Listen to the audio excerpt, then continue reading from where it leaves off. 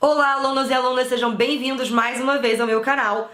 Meu nome é Soraya Quirino, eu sou professora de inglês especialista em IELTS e no vídeo de hoje eu vou responder as perguntas mais comuns que me fazem em relação ao IELTS. Antes de mais nada, eu gostaria de convidá-los a seguir o meu canal para não perder nenhuma das minhas dicas. Vamos à pergunta número 1, que é a pergunta que mais me fazem em relação ao IELTS. Qual é a diferença entre o IELTS Academic e o IELTS General? A principal diferença entre essas duas modalidades da prova é que o IELTS General ele é usado para fins de imigração. Então, se você deseja imigrar para países como Canadá ou Austrália, o exame que você precisa fazer é o IELTS General. Agora, se você precisa do IELTS para aplicar para uma instituição de ensino superior em um país de língua inglesa, então você precisa fazer o IELTS Academic. É importante ressaltar que um IELTS não substitui o outro. Então, se o seu objetivo ao ir estudar no exterior é posteriormente aplicar para a imigração, você tem que estar ciente que você primeiro vai precisar fazer o IELTS Academic para a universidade, para o college, e depois vai ter que fazer o General para a imigração, sim. Uma outra dúvida que sonda muita gente por aí é a seguinte: o IELTS é um exame feito por uma instituição britânica, que é a Cambridge. Isso significa que eu preciso usar inglês britânico na prova? E o sotaque? Eu tenho que usar sotaque britânico? Não. Pessoal, vocês podem usar tanto inglês americano quanto inglês britânico na prova. Não há obrigação nenhuma de utilizar o inglês britânico só porque o exame, é feito por uma instituição britânica. Agora, é importante que você seja consistente. Se você usou uma palavra com o spelling britânico, por exemplo, color, Color em inglês americano se escreve C-O-L-O-R. Em inglês britânico, a gente escreve C-O-L-O-U-R. Então, vamos supor que você usou o spelling britânico da palavra color.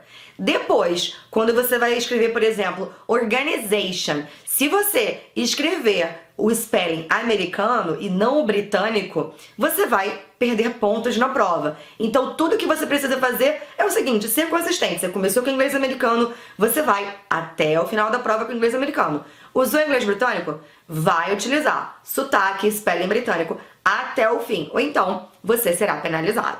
Pergunta número 3. Posso fazer a prova lápis? Na verdade, hoje em dia, a prova é toda feita a lápis. Antigamente, caneta era usada para passar as respostas de listening e reading, e você podia usar, era obrigado a usar lápis na prova de writing. Mas agora eles decidiram padronizar e toda a prova é feita a lápis, o que é ótimo, porque se você errar alguma coisa, você pode ir lá e apagar. Por exemplo, se você estava transcrevendo a resposta do reading e errou, Antigamente, como era feita a caneta, você não tinha como refazer aquilo, Apagar suas respostas. Agora, sendo feita a lápis, é só passar a borracha e acabou. Então dá para fazer a prova com muito mais tranquilidade. Outra pergunta que sempre me fazem: posso usar relógio no dia da prova? Não! Vocês só podem entrar na sala do exame com lápis, borracha e uma garrafa de água transparente sem rótulo. Quando vocês chegarem na instituição na qual vocês vão fazer o exame, vocês terão que deixar todos os pertences em uma salinha: bolsa, celular, e se vocês estiverem usando o relógio, eles vão pedir para vocês guardarem também. Mas não se desesperem, porque na sala onde vocês vão fazer a prova, eles vão projetar um cronômetro na parede. Então vocês vão conseguir controlar o tempo de prova de vocês. Além disso, os fiscais sempre alertam quanto tempo de prova vocês ainda têm. Então eles vão falar: pessoal, vocês ainda têm 45 minutos de prova, meia hora de prova. E nos últimos 5 minutos, eles vão chamar a atenção de vocês a cada minuto de prova que passar. Então, fiquem tranquilos que vocês não vão ficar perdidos e vão conseguir controlar o tempo de prova de vocês direitinho. Quinta pergunta: que nota eu preciso tirar para a imigração e para o college? Isso costuma variar, mas a maioria das instituições de ensino superior no Canadá exigem Band 6 6.5 de seus candidatos. Algumas exigem Band 7, outras também aceitam pessoas com Band 6, mas tenha certeza que se você tiver um Band 6.5, você vai ter uma gama muito grande de instituições para estudar. Para a imigração, a nota que você precisa tirar no IELTS vai depender de outros fatores, como profissão, idade e experiência profissional. Mas uma nota que é o sonho de muitos imigrantes é o CLB9. Se você quer saber mais sobre o CLB9, o que ele significa, como conseguir ele, como ele vai te ajudar a imigrar, assista o meu vídeo aqui no canal sobre CLB9.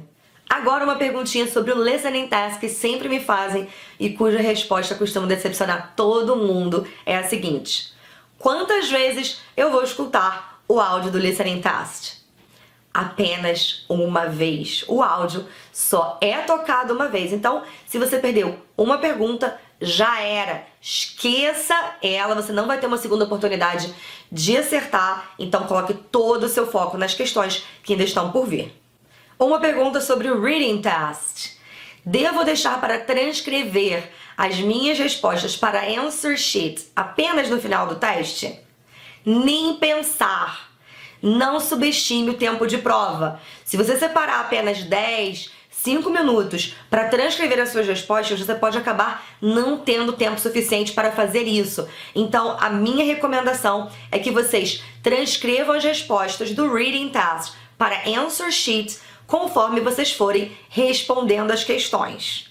Uma pergunta sobre o Writing Test que sempre me fazem e que me causa espanto é a seguinte: posso fazer um rascunho das minhas writing tasks? Darling, você tem 1 hora para escrever 2 textos. Um com um mínimo de 150 palavras e outro com um mínimo de 250 palavras. Você acha que em 1 hora você vai ter tempo de fazer um rascunho e depois passar as suas writing tasks para a Answer Sheet? Não vai mesmo, então esqueçam rascunho. Lembre-se, como eu falei anteriormente, vocês podem usar lápis para fazer a prova, então se você cometer um erro, é só você apagar. Nada de fazer rascunho. Muita gente também sempre me pergunta se pode usar letra de forma no IELTS. Sim, você pode usar letra cursiva ou letra de forma, fica a seu critério. Mas eu recomendo que pelo menos para reading e listening, você sempre use letra de forma. E eu dou maiores esclarecimentos sobre isso num vídeo que eu fiz aqui no canal. 10ª e última pergunta, que é super importante se você vai fazer o IELTS, que é sobre o Speaking Test. O que você deve fazer se você não compreendeu a pergunta que o examinador fez no Speaking Test? Bem, a pior coisa que você pode fazer é ficar calado ou responder o que você acha que deve. Então, eu recomendo que você sempre pergunte, para o examinador o que ele quis dizer com aquela pergunta. Se você realmente não entendeu ela, então você pode virar e falar assim: could you explain what you mean, please? Ou could you explain the question, please? Ou, se você realmente não escutou, você pode pedir para ele repetir: could you repeat the question, please? Jamais fica com aquela cara de paisagem de eu não entendi nada, porque o examinador não vai repetir a pergunta ou clarificá-la se você não pedir. E se você gostou desse vídeo, retribua, dê um like, compartilhe com os amigos e o mais importante de tudo, siga o canal para não ficar por fora de nenhuma das minhas dicas para IELTS. Obrigada por ter assistido e até a próxima!